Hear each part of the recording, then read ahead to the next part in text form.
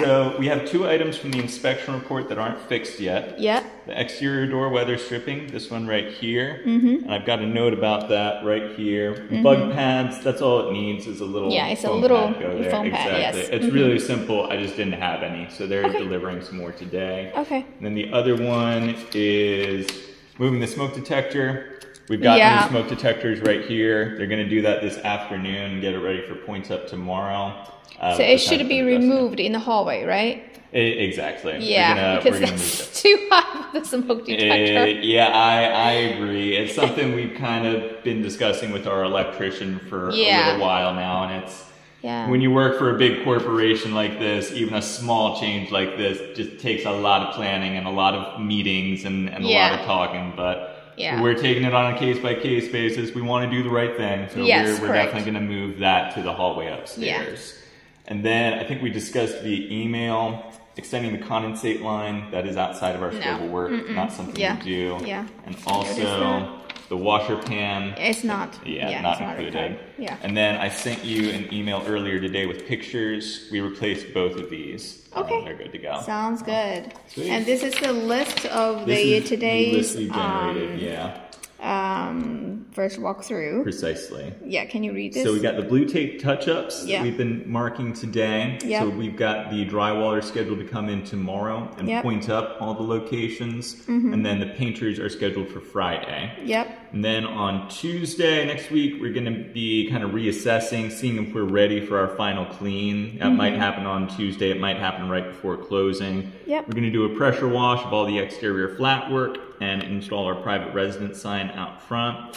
Then we see the 2 items from the inspection report, moving the smoke detector upstairs, getting bug pads on exterior doors. The other items that we've noted, cabinet touch-ups, especially down here in the kitchen. There are a number of areas where we need our professional cabinet repair vendor to come in and repair. And also in the owner's bathroom, there's some buckle damage on one of the false fronts. By the garage door out back, Ken noted there's an area where the concrete is kind of chipped up a little bit and needs to be touched up. So we'll have the concrete vendor do that. Water heater, looks like it had some mud splashed on it when they did the pressure wash, so we'll clean that area off really well. Address noisy windows throughout. So we noted the ones down here and ones in the upstairs bedroom. We're just going to go through and adjust all of them as needed so that they're less noisy. Secure the shower escutcheon. So it's the little plate that covers where the pipe for the shower head goes into the wall. It's loose, which isn't really a building performance related issue, but we're just going to secure it so that it doesn't move around. And then in the owner's bathroom, at the back of the vanity, that cabinet, the hole for the plumbing penetration is overcut a little bit so you can see through it. So we're just going to reskin over it so you can't see through. And then the front porch has a small crack in it as a cosmetic issue. It's pretty normal from the concrete curing process. So we're going to resurface it so you can't see the crack anymore. Sounds great. Sweet. Okay, great. Good deal. Thank you. Awesome. Please explain this. Sure, absolutely. So this is the utility transfer notice. Basically, this says that 2 days after closing, we are going to stop paying for the gas, the electricity, and the water. We have some vendor contacts that I'm going to leave in this door right here. We have our community info sheet. So on the left side of the page, it has all the utility vendors. And then on the right side of the page, it has the HOA contact information. So that should make it pretty straightforward for setting that stuff up. Of course, if you got any questions, you're welcome to let me know. So I think we do have that. You want me to just run through all of these real quick? So go through all these first. And then I can this one's the landscape rider. So this one basically says that there's no warranty on any of the landscaping throughout the house. So we're going to do our best today, and then again when we meet on the 4th, just to double check, make sure everything is still alive and in good condition. And then after the time of closing, it would be the owner's responsibility to make sure that they are watered and properly maintained. And if any of them die after closing, then that's not something that we would be able to replace for you. Then we've got the termite disclosure. So this has some information on the Centricon bait stations that we reviewed earlier. Those are placed out every 10 feet around the perimeter of your house. They're basically like the little ant traps you can buy at a store. They have an insecticide cylinder in them.